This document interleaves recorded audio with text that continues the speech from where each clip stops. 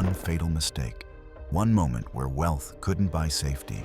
That's all it took to turn these individuals into the 6 most shocking tragedies in luxury history. These aren't just accidents. They're reminders that when money meets poor judgment, even the most exclusive places can turn deadly. It was March 15th, 2017, when 34-year-old Clayton Rhodes made the fatal decision that would end his life in the most horrific way imaginable.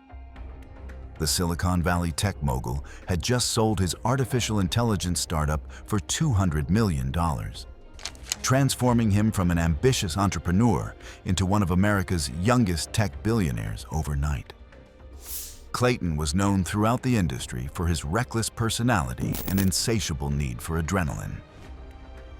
His business partners had grown accustomed to his dangerous hobbies, from base jumping in Switzerland to free climbing in Yosemite. But they never imagined his thrill-seeking behavior would follow him into luxury hotels. To celebrate his massive windfall, Clayton embarked on a month-long tour of Asia's most exclusive destinations. On this particular evening, he had booked the presidential suite at Hong Kong's Four Seasons Hotel, paying $18,000 per night for the 45th floor penthouse, with its breathtaking panoramic views of the city skyline. The evening began innocently enough. Clayton hosted 12 guests in his suite, serving $50,000 worth of rare Dom Perignon and Osetra caviar. As the night progressed and the alcohol flowed freely, Clayton's conversation turned to his philosophy of living without limits, boasting about conquering every fear and boundary life could present. His personal assistant had previously warned hotel management about Clayton's tendency toward dangerous behavior when intoxicated. But the Four Seasons staff had been instructed to accommodate every request from their highest-paying guests without question. At 2:47 in the morning, with his blood alcohol level well above the legal limit, Clayton stumbled onto his private balcony overlooking Hong Kong's glittering harbor. The March humidity had left a thin layer of moisture on every surface, making the marble railing treacherously slippery. Determined to capture the perfect selfie with the city's iconic skyline behind him, Clayton climbed onto the 8-inch wide balcony railing 150 feet above the street. His leather-soled Italian designer shoes provided absolutely no grip on the wet marble surface. As he stood upright on the narrow railing, attempting to position his phone for the shot, Clayton's feet slipped on the moisture-slicked stone. His arms windmilled desperately as he fought to regain his balance. But physics and gravity had already sealed his fate. The 12 horrified party guests watched helplessly as their host fell backward off the balcony, his body tumbling through the humid night air for 5.4 seconds. Clayton struck a lower building's rooftop air conditioning unit at 118 miles per hour. The massive impact crushed his entire ribcage and severed his spinal cord at the neck. His lifeless body then bounced off the rooftop and plummeted another 80 feet to the concrete sidewalk below, where he landed headfirst. The final impact caused a complete cranial fracture and massive brain trauma, killing him instantly if he had somehow survived the initial collision. Hong Kong police cordoned off both impact sites for 8 hours, while forensic teams meticulously documented the gruesome scene. The investigation revealed no foul play, ruling Clayton's death accidental due to his own negligent behavior while severely intoxicated. The Four Seasons immediately implemented new safety protocols, including mandatory balcony safety briefings and strict restrictions preventing intoxicated guests from accessing outdoor areas unsupervised. Clayton Rhodes had spent his entire adult life pushing boundaries and defying conventional wisdom to build his fortune. In the end, it was this same reckless philosophy that cost him everything, transforming a celebration of ultimate success into a cautionary tale about the deadly consequences of living without limits. It It was August the 22nd, 2018, when 28-year-old Elise Harmon's obsession with social media perfection led to her drowning in just 8 inches of water at one of the world's most exclusive resorts. The fashion heiress, worth $400 million through her family's luxury clothing empire, had built her personal brand around documenting every moment of her extravagant lifestyle for her 3 million Instagram followers. Elise was known for her perfectionist tendencies and compulsive need to control every detail of her public image.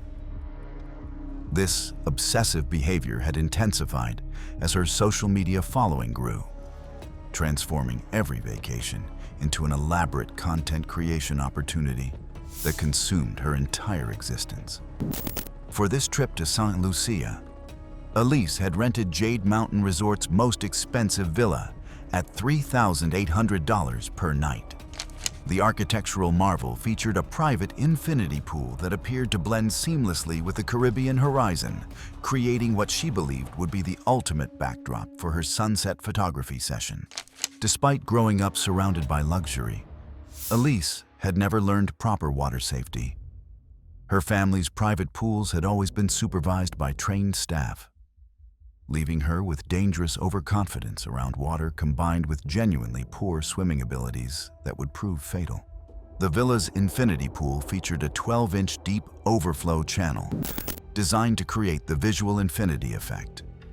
This shallow channel led directly to a drainage system that maintained the pool's water level through continuous circulation. Earlier that day, Elise had dismissed the resort safety coordinator, insisting she needed complete privacy for her perfect sunset shoot without any interruptions. At 6:23 in the evening, during golden hour, Elise positioned herself at the pool's infinity edge. She had set up an elaborate floating phone mount system to capture herself from multiple angles, determined to create viral content that would break the internet. As she reached across the narrow overflow channel to adjust her phone's angle, Elise's feet slipped on the wet stone edge. The polished limestone provided no traction for her bare feet. She fell face first into the shallow overflow area with tremendous force. Her forehead struck the stone bottom, causing severe facial fractures and immediate loss of consciousness that sealed her doom. Her designer swimsuit, made from delicate silk with metal clasps, became entangled in the metal drainage grate at the bottom of the channel. The expensive garment trapped her unconscious body in the worst possible position. Elise drowned over 6 agonizing minutes, her lungs slowly filling with chlorinated water as she remained face down and motionless. The continuous water flow from the pool's circulation system kept her submerged despite the minimal depth, creating a deadly trap. The irony was devastating. The same infinity pool design that created the perfect Instagram backdrop had become her tomb. The shallow overflow channel that made the pool appear to blend with the ocean had trapped her in just 8 inches of water. Housekeeping staff discovered her body 90 minutes later, still entangled in the drainage system. Her phone had continued recording throughout the entire incident, capturing audio that became crucial evidence in the investigation. The St. Lucia coroner ruled her death an accidental drowning with contributing head trauma. Her family filed a $2.1 million wrongful death lawsuit against Jade Mountain Resort, claiming negligent design. In response to the tragedy, the resort installed safety covers over all drainage systems and implemented mandatory safety briefings for solo guests. Elise's death became a cautionary tale about the dangerous lengths people will go to for social media content. It was June 8, 2016, when 31-year-old Tyler Briggs' impatience and need for control led to his death in one of the most horrific helicopter accidents ever recorded at a luxury resort.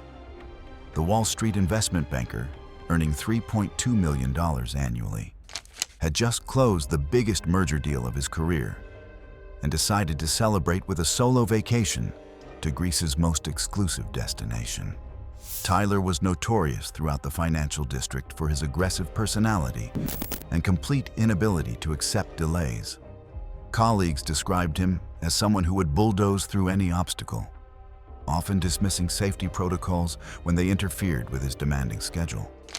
To reach Amanzoe Resort in Porto Heli, Tyler chartered a private helicopter for $8,000, specifically demanding the fastest possible route despite weather warnings from Greek aviation authorities. Storm systems were moving through the region, creating dangerous wind conditions that experienced pilots would normally avoid. The helicopter pilot, intimidated by Tyler's aggressive demeanor and promise of substantial bonus payments, made the fatal decision to proceed despite marginal weather conditions. Tyler had made it clear that any delays would result in canceled payments and negative reviews. During the 45-minute flight from Athens, Tyler consumed 3 double whiskeys from his personal flask, becoming increasingly agitated about a delayed conference call he needed to make upon landing. His intoxication amplified his natural impatience and disregard for safety procedures. As the helicopter approached the resort's clifftop helipad at 4:47 in the afternoon, sudden wind shears from the approaching storm created severe turbulence that rocked the aircraft violently. The pilot struggled to maintain control while attempting to land on the narrow platform perched 200 feet above the rocky coastline. Despite explicit instructions to remain seated and buckled during the dangerous approach, Tyler ignored the pilot's commands and stood up to gather his belongings from the cabin floor. His blood alcohol level had impaired his judgment to the point where he couldn't comprehend the mortal danger. A violent downdraft suddenly caused the helicopter to drop and bank sharply to the left, throwing Tyler's 190-pound frame against the cabin door with tremendous force.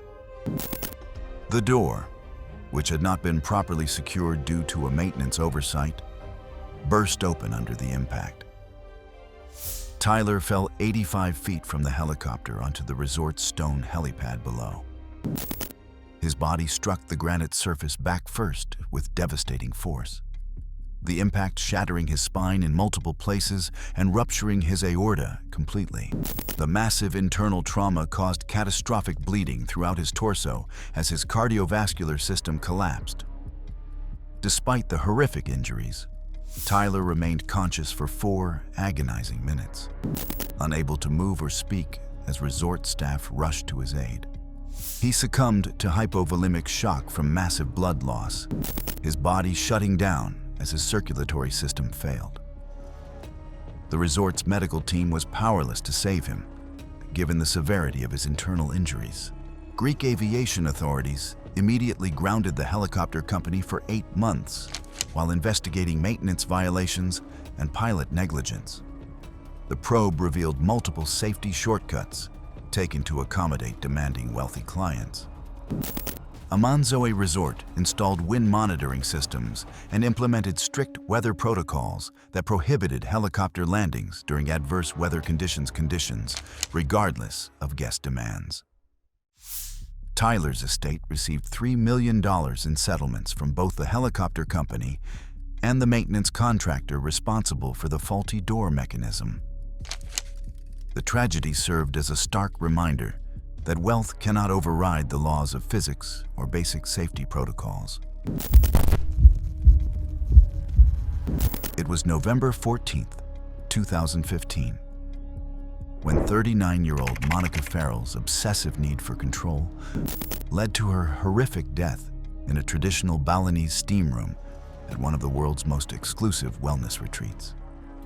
The pharmaceutical executive, worth $180 million through her biotech empire, had traveled to Indonesia seeking alternative treatments for chronic stress and insomnia that plagued her high-pressure lifestyle. Monica was notorious in corporate circles as the ultimate control freak who micromanaged every aspect of her life. Friends described her as someone who couldn't delegate responsibility and had pathological difficulty trusting others. This compulsive behavior had made her incredibly successful, but would prove fatal in the humid jungles of Indonesia. She had booked Como Shambhala Estate's most exclusive wellness package, paying $2,500 for a private session in their authentic Balinese steam room, combined with traditional aromatherapy treatments. The cedar-lined chamber was heated by volcanic stones and designed for 20-minute sessions with mandatory cooling breaks. Against all spa protocols and urgent staff warnings, Monica insisted on a 90-minute session at maximum temperature. She dismissed the assigned attendant, demanding complete privacy for what she called her total purification experience. The intimidated staff reluctantly agreed due to her aggressive demeanor and substantial payment. At 3:15 in the afternoon, Monica entered the cedar-lined steam room wearing only a cotton wrap. With the temperature set to 185 degrees Fahrenheit and humidity at 100%. The volcanic stones radiated intense heat that immediately began overwhelming her body's natural cooling systems. The steam room's ventilation system, designed for much shorter sessions, became completely overwhelmed after 45 minutes of continuous high-temperature operation. The ancient wooden structure had never been intended for such extreme and prolonged use. Monica initially felt euphoric from the extreme heat, completely unaware that her core body temperature was rising to dangerous levels above 104 degrees Fahrenheit. The intense heat was already impairing her cognitive function and judgment. As heat stroke began setting in, she experienced severe confusion and disorientation, unable to locate the door handle through the thick, suffocating steam that filled every inch of the chamber. Her vision blurred as her brain began shutting down from extreme temperature.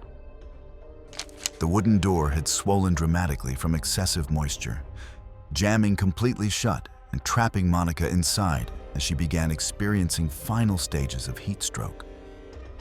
Her body temperature climbed relentlessly toward 108 degrees Fahrenheit. She collapsed after 73 minutes, her internal organs beginning to fail as her body temperature reached lethal levels. Multiple organ failure and cardiac arrest followed quickly as her cardiovascular system completely shut down from extreme hyperthermia. The steam room's emergency call button had been disabled at Monica's specific request for complete privacy, leaving her with no way to summon help as she died alone in the suffocating heat. Indonesian authorities immediately charged the spa with criminal negligence for allowing unsupervised extended steam room sessions that violated every established safety protocol. Staff had been intimidated into ignoring safety procedures. Como Shambhala Estate paid $4 million to Monica's family and completely redesigned their steam room protocols with mandatory supervision and automatic safety shutoffs. The incident led to international safety standards for high-temperature spa treatments at luxury wellness facilities worldwide. Monica's death became a cautionary tale about the deadly consequences of applying corporate control tactics to ancient wellness practices. It was September 3rd, 2019, when 45-year-old Gavin Porter's obsession with showmanship led to his brutal death in a historic wine cellar collapse at one of Napa Valley's most prestigious restaurants. The real estate mogul, worth $320 million, had built his reputation on creating unforgettable experiences that sealed multi-million-dollar deals through pure spectacle.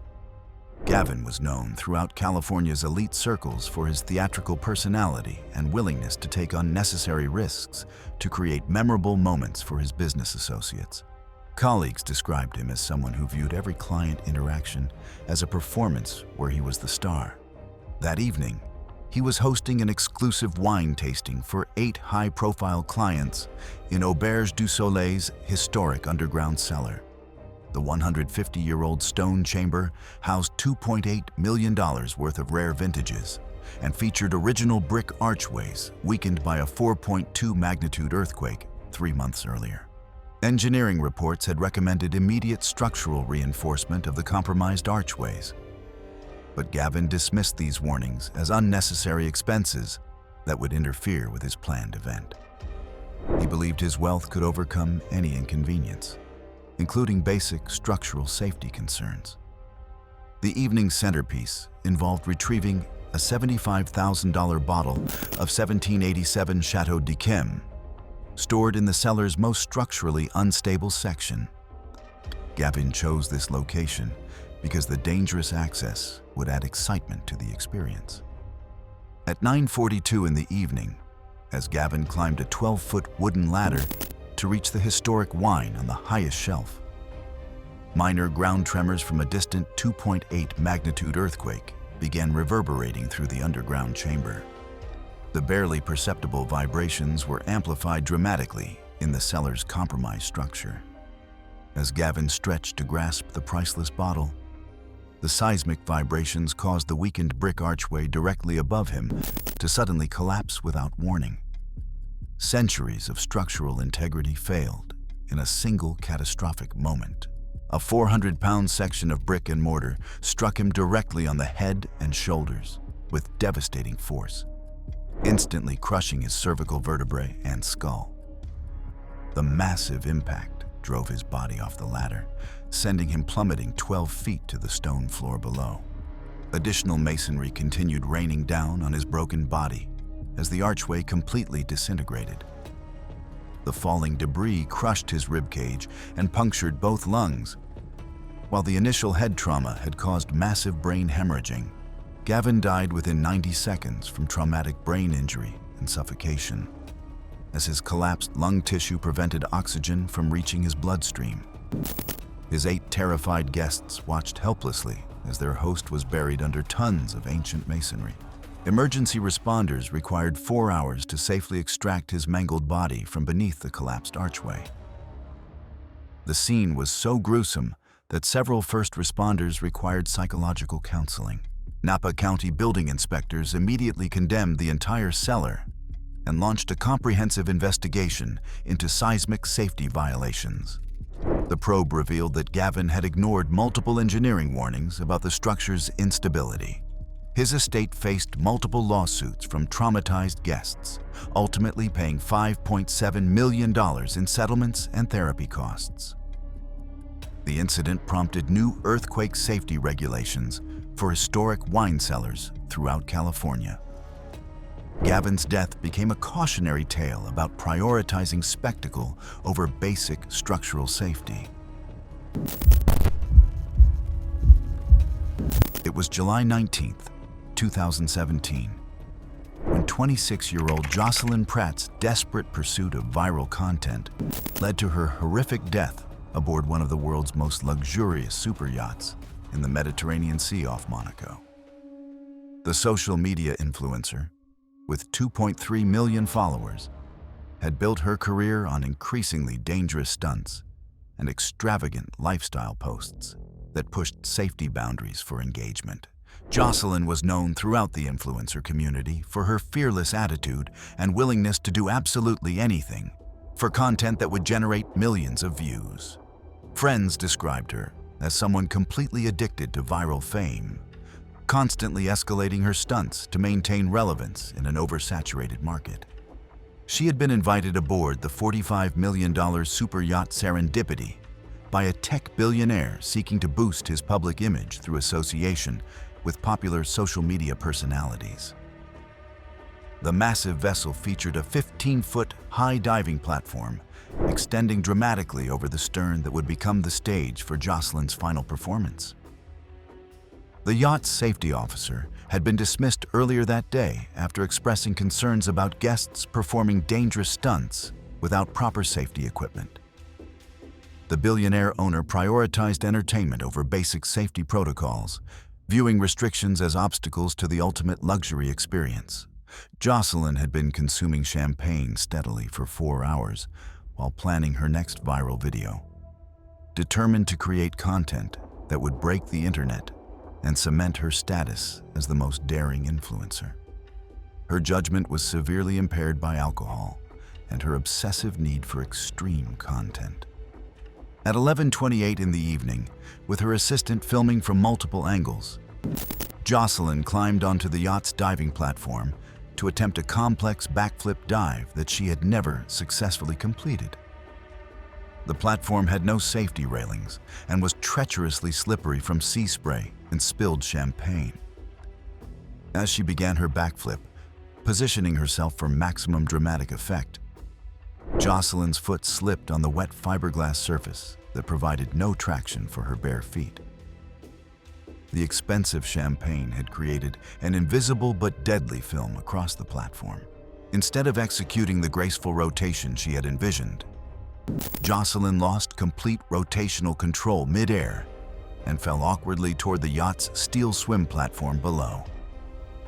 Her head and neck struck the unforgiving metal surface at a severe angle with tremendous force.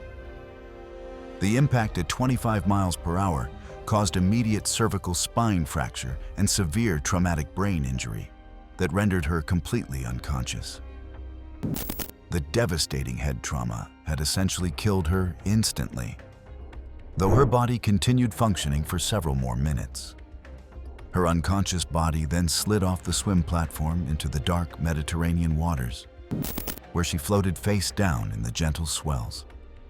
Despite being unconscious, Jocelyn technically drowned over 8 agonizing minutes as seawater slowly filled her lungs. The yacht's crew frantically searched for her in the darkness, but the black water made recovery nearly impossible without proper lighting equipment.